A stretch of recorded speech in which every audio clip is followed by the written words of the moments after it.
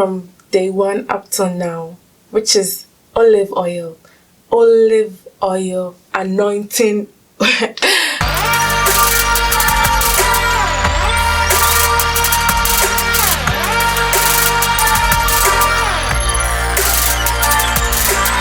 Hello lovely people, it's your girl Obaa Yaa.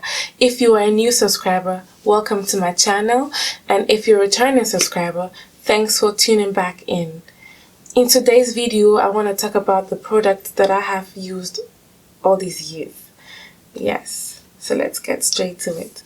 Let me start with the one product that never left my side, that I used from day one up until now, which is olive oil. I used it from when I started transitioning up until today. I still use it for my hair and for other things also. I tried following the regimen of the ladies I used to watch, so meaning I tried to get my hands on the products that they were using, but since I'm living in Germany, back then it wasn't easy to find those products, yeah, because it wasn't like so mainstream, it wasn't so easily accessible here in Germany, so I had to find a substitute. What I did was, like the key thing in taking care of natural hair or hair in general is to give it moisture. So when I went out looking for products, I went to the store and looked for products that said moisturizing, nourishing, like those were the keywords I was looking for in a product. So that's what I did. I went out, looked for products with those names, and believe you me, I picked up ordinary products from the German store. I was using products catered for Caucasian hair, I would say. Back then it was like when you become natural, you also try using organic stuff. You also try using organic products that don't contain mineral oil and all these other like silicone and all these other things, you know, sulfates, etc. So I also looked for organic products. I found some for Caucasian hair, which were labeled for Caucasian hair, but I used it anyways, and my hair was fine with it. I mean, it wasn't like, one thing I was trying to achieve is to have my hair feel soft when I put the product in it, you know, because I thought that meant that my hair is moisturized. But as the years went by, I figured that that's not how my hair would feel, even though it's moisturized, you know, because every hair type is different, and based on that, your hair would feel differently, even though it's moisturized. And that's what I had to learn as the years went by. From this particular store, I would try different, you know, they have different lines. So I'll try maybe the avocado line, or the grapefruit line, or the apricot line. One thing I must say is I don't feel like it's the product that grew my hair this long, because you might have the right, quote unquote, the right product, but if you still don't know how to use it, or if you're not doing the right things, then your hair would still not benefit from the products.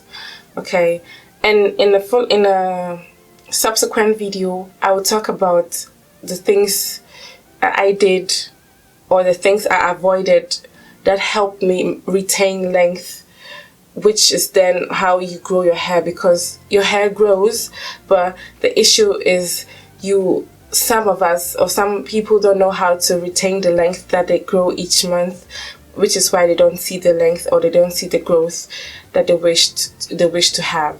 So for shampoos, I tried using sulfate-free shampoos also, because, like, you know, we all heard like sulfate is the devil and it dries out your hair, especially natural hair. So I tried using sulfate-free shampoos, and it was really difficult to come by also. So what I found was using, like, when I researched and I saw other YouTubers doing it, other naturals, which was mud washes. So I ordered Rasul clay and I used it, and I actually liked the way my hair felt when I used it, because it really cleansed my hair, but my hair didn't really feel so dried, and it defined my curls, and my hair felt also strong, and it strengthened my hair. But the issue with the clay is it's really, really messy, it just, the bathtub everywhere, and sometimes it gets stuck in my hair, and it would take me so long to get the mud out of my hair. And back then when I was staying with my mom should be like, "You're wasting so much water. You are wasting too much water." So my wash day was like a day for us to argue, because I'd used too much water just because of all these muds I was trying out in my hair. Yeah, and like that's not the only thing I tried. I tried out henna, and I tried out indigo to dye my hair really black. I also did that. These are some of the products I used. Moving on, I also tried once I tried using Shea Moisture. That was like, I think when I was 3 or 4 years into being natural, I believe. I ordered, because then it was like, now it was easier to get my hands on these products now that it became like more mainstream, or more people started being more aware about natural hair also here in Germany. So we started getting some of the products, not all, but Shea Moisture was one of those products that I was able to get my hands on. So I ordered I believe it was the Jamaican castor oil or something line. I ordered once and I tried it, and I actually liked it for the first couple uses. But the thing with my hair, what I realized or what I noticed is, I would try a product once. The first time I use it, my hair's like, "Ooh, hallelujah, what is this?" It feels soft, and it feels good and everything. And then when I use it again, it doesn't feel the same way. It doesn't react the same way it did when I used it the first time. So I would still use it, but I didn't get the hype, why everyone's like, yeah, Shea Moisture here, Shea Moisture there, Shea Moisture everywhere. No. So I didn't feel like I needed to order it again, because my hair still felt the same way like it did if I used my other products, like the German products, So I went back to using my normal product.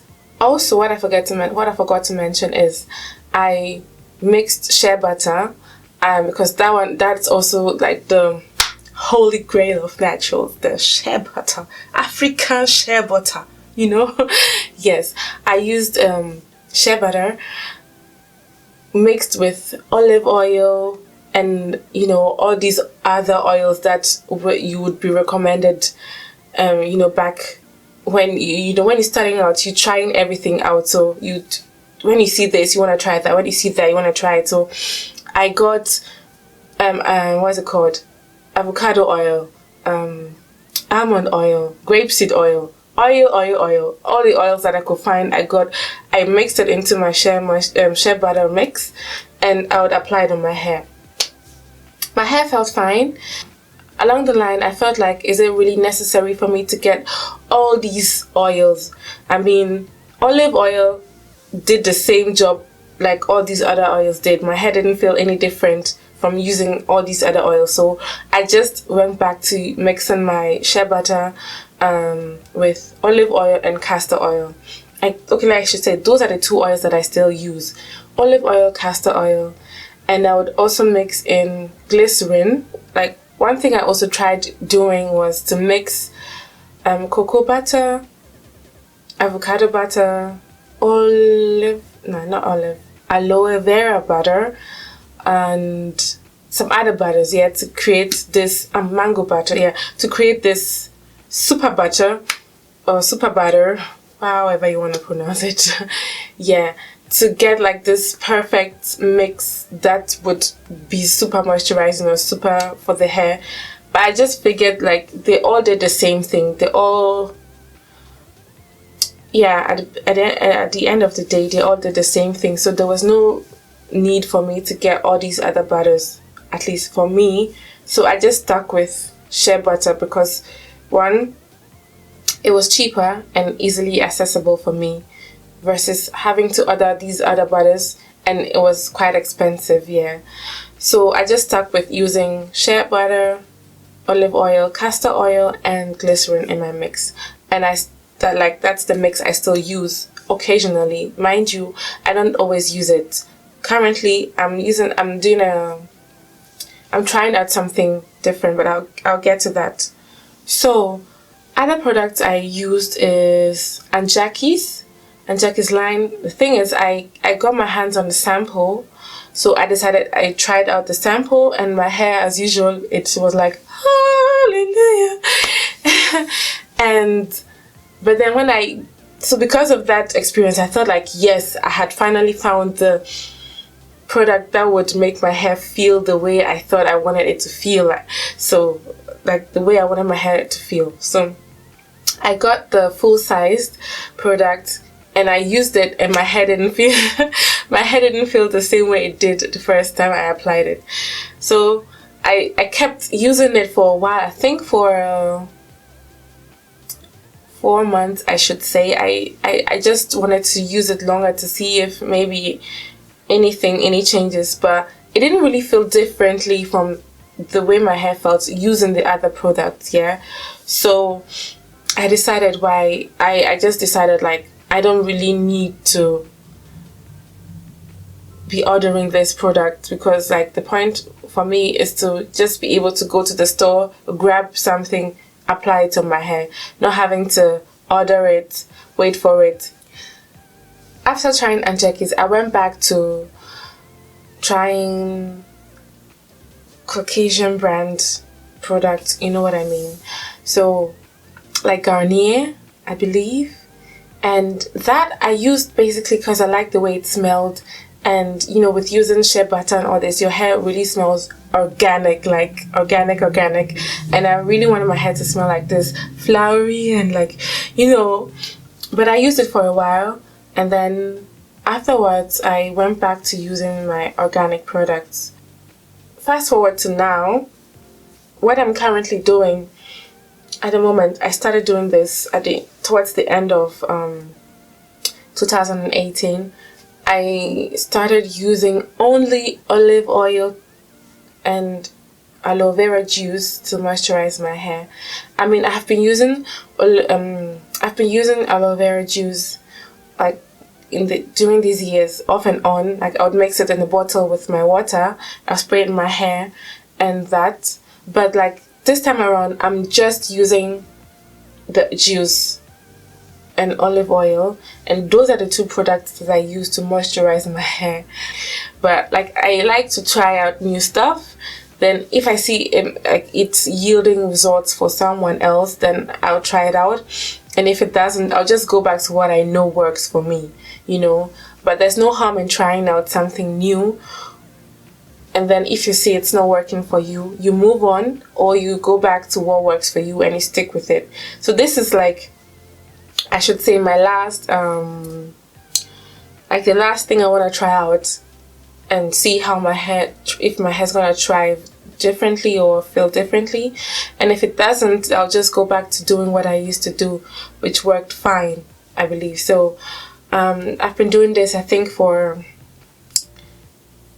3 months or so. I still want to give it time and see how my hair develops, because my hair is as these years went on, I don't know what happened, but my sebum production just went up, which means that I have a lot of buildup on my hair. So, and with the product and everything, I found it really difficult to get all these products out of my hair with the shampoo, even with the shampoo.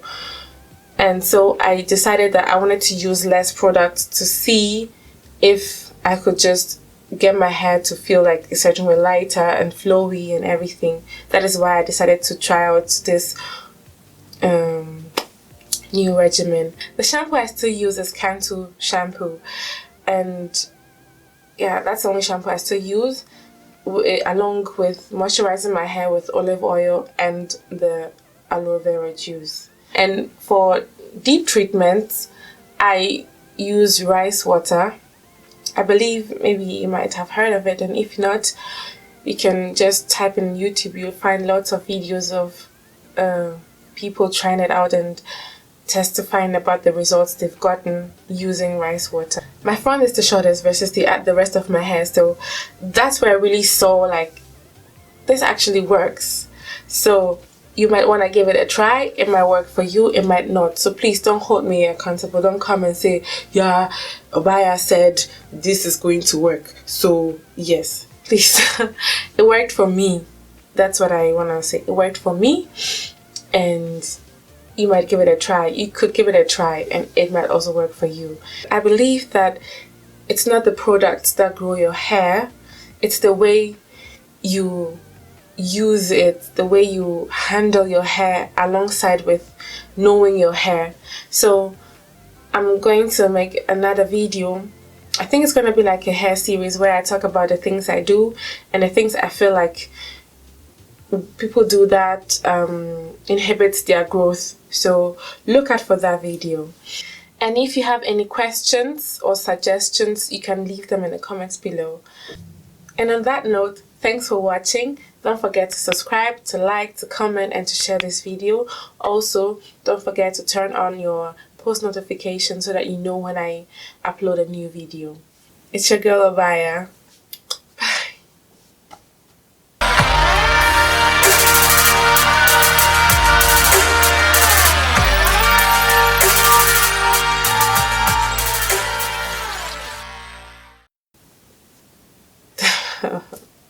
Bye.